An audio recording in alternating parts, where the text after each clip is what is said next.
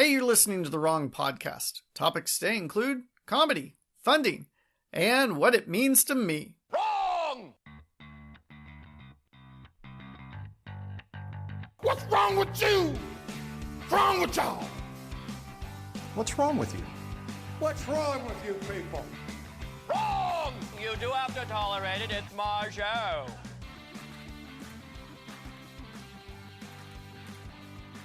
Hi, I'm Tim. I'm here to talk about politics, culture, religion, sports, and anything else you're not allowed to talk about in polite company. Issue number 1! Norm! Just this past week, we got sad news that the comedian Norm Macdonald passed away. His sense of humor was absolutely my sense of humor. I really enjoyed him. I thought he was super funny. He was super dry. He never let on that he was joking. And that's not everybody's sense of humor, but I guess it's mine. And to send him off, to thank him for his years of comedy, I thought I'd play this clip of him talking about the country he's most afraid of. There is one country that worries me, though. Not Iraq, not Iran, not North Korea. The only country that really worries me is the country of Germany. I don't know if you guys are history buffs or not, but...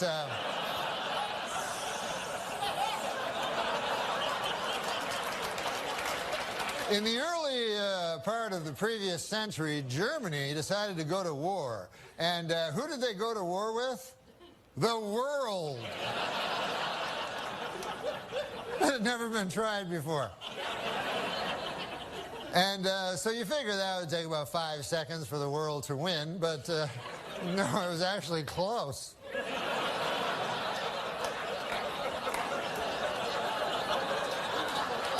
Then about 30 years pass, and Germany decides again to go to war, and again it chooses as its enemy the world. And this time they have that guy, Schrankly, Crankly, that guy, and I'm not even going to dignify him by saying his name, but I think you know what I'm talking.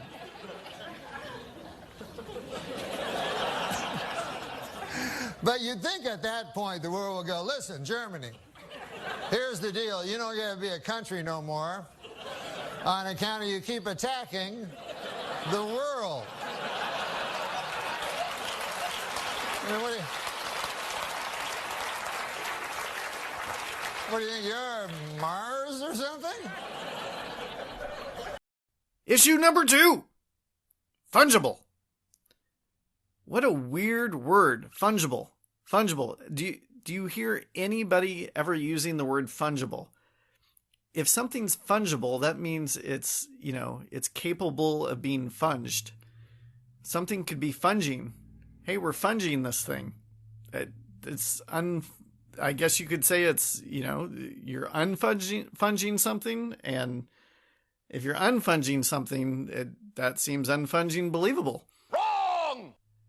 So what is this word fungible? Well, let me tell you. Imagine if you have a friend who is a drug addict. He spends $1,000 a month on meth, and it is not doing him any good, as you can imagine. And he says, hey, I really need help. As you know, I'm a drug addict, and I don't have the money to pay for rent. And you say, oh, well, how can I help you? And he says, well, my rent is $1,000 a month. And you say, hey, I know that you're a drug addict, and how much are you spending on meth per month? And he says, oh, I'm spending $1,000 a month on meth. And I really, really need help with rent. If you don't help me with rent, I'm going to get kicked out of my apartment, and that's going to be bad news. And you say, well, I don't want you to get kicked out of your apartment, but I also don't want you spending money on meth. So I'll give you this $1,000 if you can promise me that you won't spend it on meth. And he says, thank you. Now, what occurs to you right away is if you give him $1,000, whether or not he spends it on rent or meth, he's got money for both now. He doesn't have to choose. And you could have just as well given him the money for the meth and said, hey, use your own money for rent. I want you to use my money for your drug addiction. It doesn't matter. It's because money is fungible. It means that I should have really looked up the actual definition of the word. I'm so dumb for not doing that before starting to record a podcast. Dadgum. But it basically means that money is flexible. What it's spent on, how it's used is flexible. It doesn't matter what you designate it for. You can shift it around in different categories. It doesn't matter how you designate it. A great example of this is there's this thing that people talk about with Planned Parenthood. They say no government money is ever spent on abortion at Planned Parenthood. Planned Parenthood gets millions of dollars. I think it's like $500 million, in fact. What? $500 million goes to Planned Parenthood. But don't worry, none of it is going to abortions. Instead, we're using it for education and family planning services and mammograms and all kinds of other things. Regular gynecological checks. We do not spend that money on abortion, though. And the thing is, the government is spending that money on abortion. Even though it's not designated for abortions, you're funding the organization. You're giving them money for all their other services, all their other healthcare services, and they're using that money to pay the rent at their clinic. And when they perform an abortion, they can take the money they get from that abortion and they don't have to put it towards the rent because somebody else is paying for the rent.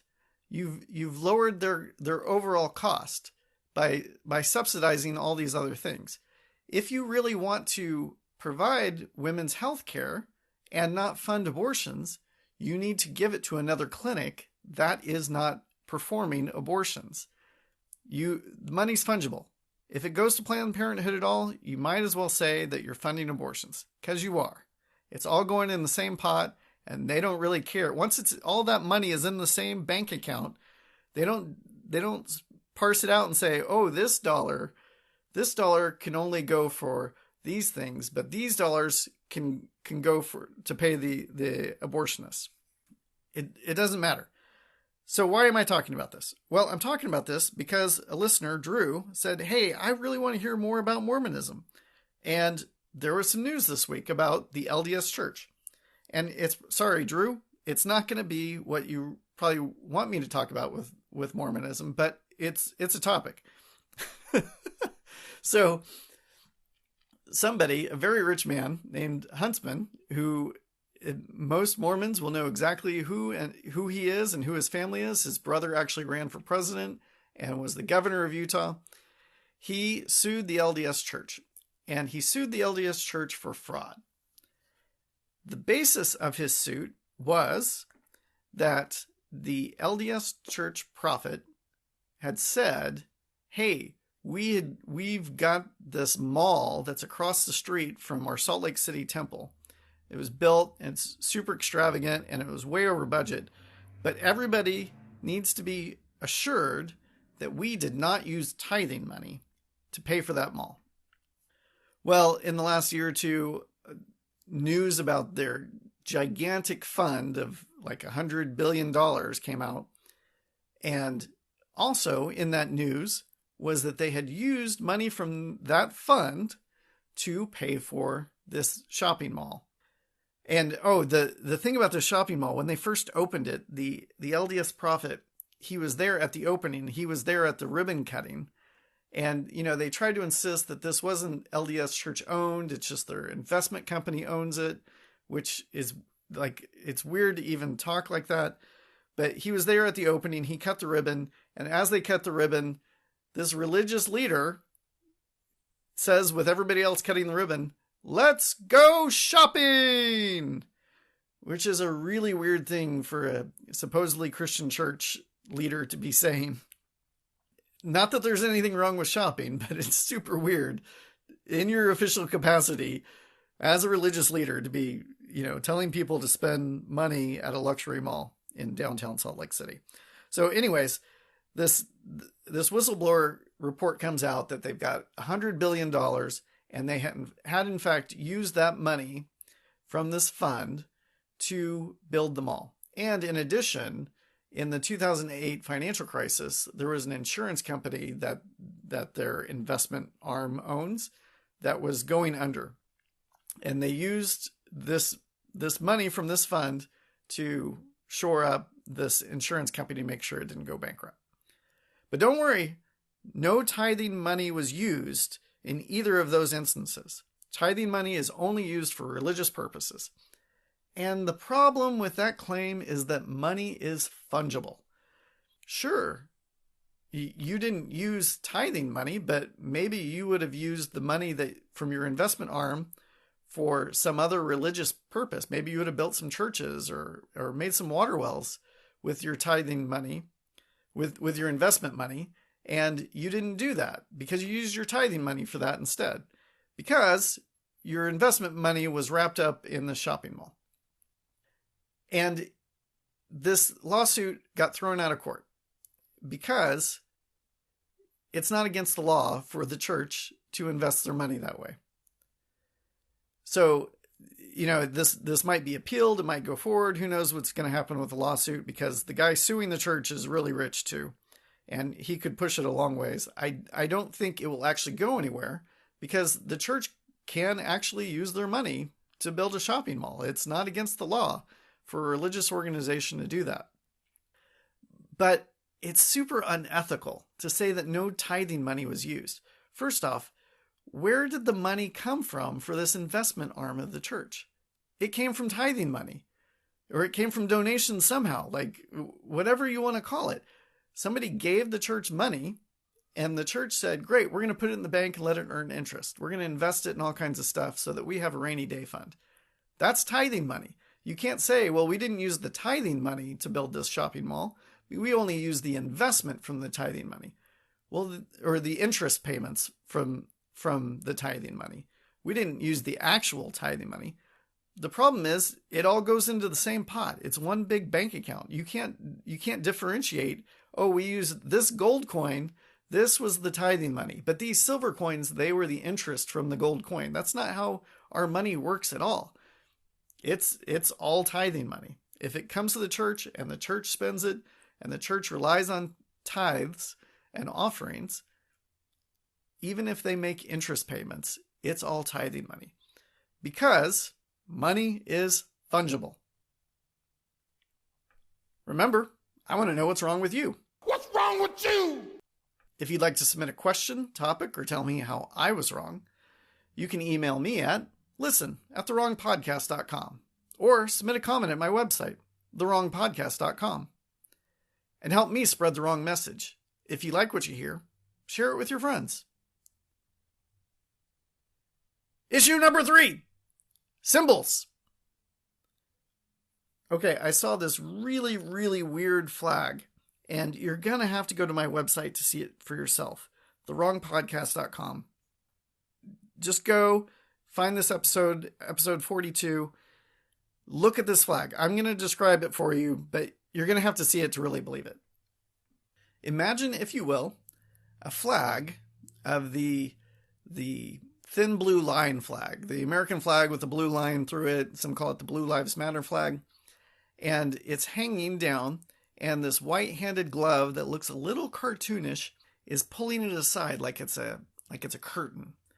And behind the thin blue line flag is a neon cross in the upper left corner.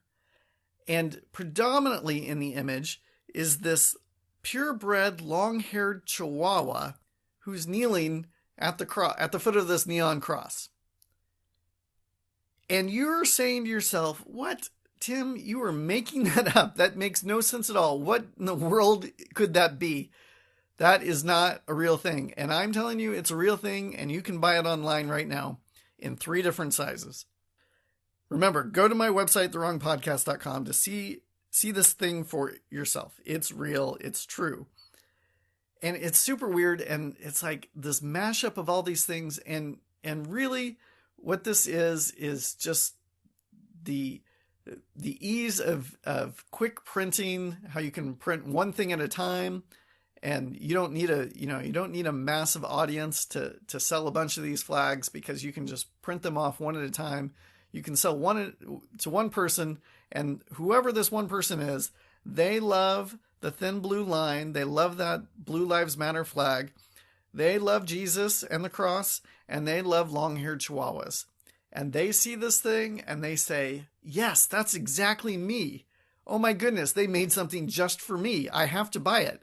That has all the things I love in it. And it's just gross and decadent and weird. And it leads me to a conversation about symbols and how hard it is to control symbols. Now, case in point, Colin Kaepernick. You might know Colin Kaepernick was a former NFL quarterback, and he's a black man, and he was discouraged about some incidences of police brutality in the United States. And they play the national anthem before every football game, and he just said, you know what? I can't stand for this anymore. I don't think I believe in what this country is, and I can't stand for this anthem. So people were outraged. How could he not stand for the anthem? You have to stand for the anthem. And go listen to my episode called America, the Religion, to hear more about this and how important it is to stand for the anthem, why it's important to stand for the anthem. A former Navy SEAL got a hold of Colin Kaepernick and said, hey, I understand you don't want to stand for the anthem. I understand that you're hurt by what's happening in America right now. What can we do? What's a better thing we can do than for you to just sit there on the bench while that's happening? And they kind of went back and forth and they talked about it. And here's the thing in football.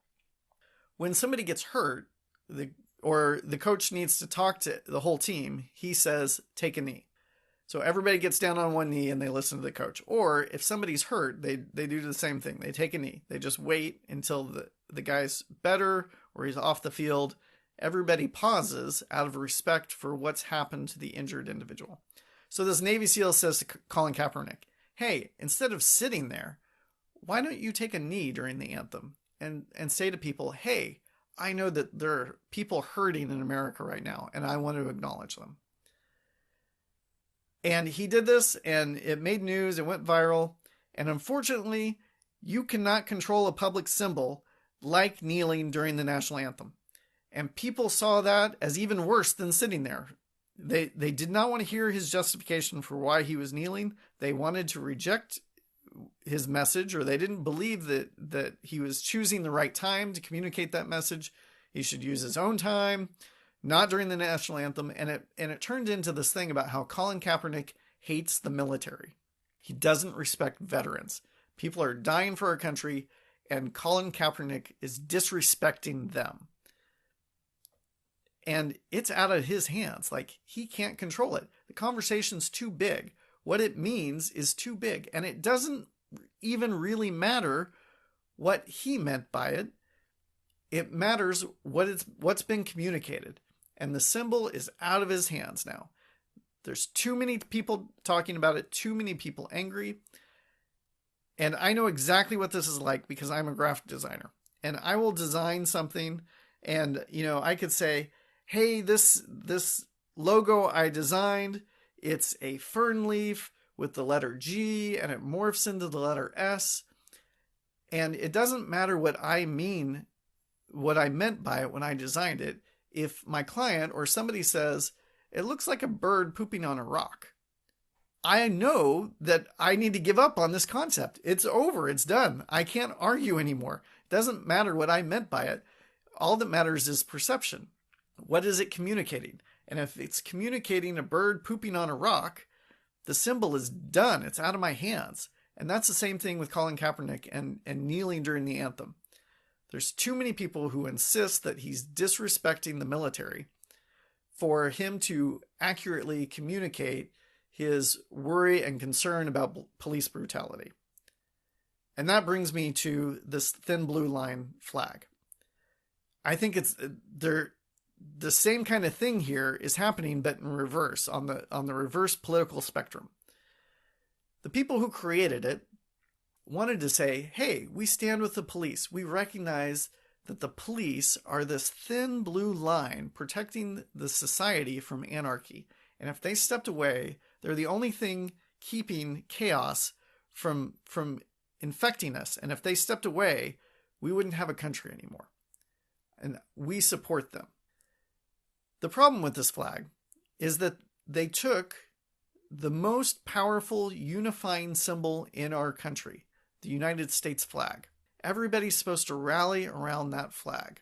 It is our national symbol. We have other national symbols, but the most powerful one is our flag. And, countries work really hard to make the flag the unifying symbol for the country. It's the one thing everybody can get behind. It represents all of our hopes and values as a country. So whoever created this thin blue line flag, they took a symbol of unity and they darkened it. They made it black. And the only thing of any color on it is this thin blue line. And they've actually distorted the US flag. They've taken the flag and diminished it and promoted this idea that the police are the thing that we really should be uniting behind. Now, the other problem with this flag, the Blue Lives Matter flag, is that it started to be used in ways that you can't control. Race riots broke out, there's a lot of talk about racial justice. There's lots of marches for racial solidarity and for peace and to decry police brutality when it happens. And that flag got used as a way of saying, no, we don't agree. We don't think there should be racial justice in America. We think there already is racial justice. We don't agree with your complaints. The police are doing just fine, thank you. And I'm here to stand up for the police. And that's where the term Blue Lives Matter came from. We disagree that Black Lives Matter. The lives that really matter are blue lives, police officer lives. So immediately that flag went from, the United States flag went from being a symbol of unity to being a symbol of divisiveness. It became a point in an argument, a way of saying, no, we disagree. Immediately, it became a point of division. And then, in the weirdest, ironic, tragic moment in United States history, one of the weirdest tragic moments, people were protesting the results of the 2020 election, and they went, there was an insurrection. An insurrection is when you interrupt the work of government. It's not an overthrow of the government. It's when you interrupt the work of the government. So there was an insurrection at the U.S. Capitol where they were trying to prevent the certification of the votes so that Joe Biden would be officially declared the winner of the 2020 election. And police were trying to stop these insurrectionists from going into the U.S. Capitol. And in some instances, the police were being beaten with flagpoles holding the Blue Lives Matter flag. And suddenly that flag is no longer this thing that supports the police. It's actually a thing that's against the police. It no longer stands for law and order. It stands for something entirely different. It stands for insurrection in some ways. And that's the real tragedy of the United States flag being there, along with the Confederate flag and the Christian flag and the Blue Lives Matter flag. Like, hey, these flags are supposed to be things we can unite behind, and you've turned them into weapons against our own country. It's so weird. And it doesn't make sense. So, I totally get why people like that thin blue line flag. I understand the message they're hoping to convey. I agree with them. The police should be respected and appreciated and supported. And I agree that the police I do believe in that concept of a thin blue line. But you got to choose a different way to communicate it than by distorting the U.S. flag. And then you can't use it. If you want people to unite behind that message, you can't use it as a counter argument. When people say, hey, I'm hurt, like that flag is not a unifying flag for our nation. It's a divisive flag because of the way it's been used. The symbol is out of your hands if you think it means, hey, we need to unite as a country behind our police officers. That's not what it means anymore because you cannot control a symbol. And that leads me to the most bizarre, mind-boggling symbol shift in the history of the world. The cross was a symbol of Roman oppression. It was something they used to strike fear into people and to demonstrate their power. Hey, we have so much power over you that we can take your criminals and your insurrectionists and those who defy us, and we can nail them to this thing and let them die in front of you a slow, painful death, and there's nothing you can do about it. It will disgust you what will happen to these men when we do this, and you can't stop us. And then Jesus died on that cross. And over time, that symbol of oppression and fear and power became a symbol of hope and safety. And people look to it now, not in fear, but in awe. And that is just, it's a miracle. It's a cultural miracle that happened. And, I've heard people say, specifically LDS, they don't use the cross. They don't think that it should be used as a symbol. And part of that, there's a book about this actually, that they used to use the cross, but as they picked up converts, they picked up a lot of Protestant converts who had anti-Catholic sentiments. And many Protestants thought the cross represented Catholicism. And that eventually got mixed into Mormonism, and they just rejected the cross entirely. But I've heard LDS say to me, hey, why are you using that cross as a symbol of your religion? Like, would you use a noose, or would you use an electric chair? If Jesus had died in an electric chair, would you use that as your symbol of your religion? And the answer is yes, absolutely. That's how powerful his work on the cross was, that I would even use an electric chair to represent the hope and salvation that he brings, because he's able to transform everything, including symbols of torture. Even a torturous, murderous device like a cross can be transformed through the work of Jesus. But I could be wrong. If you think I am, let me know. And let me know why. I had fun, and I hope you did too. Bye-bye.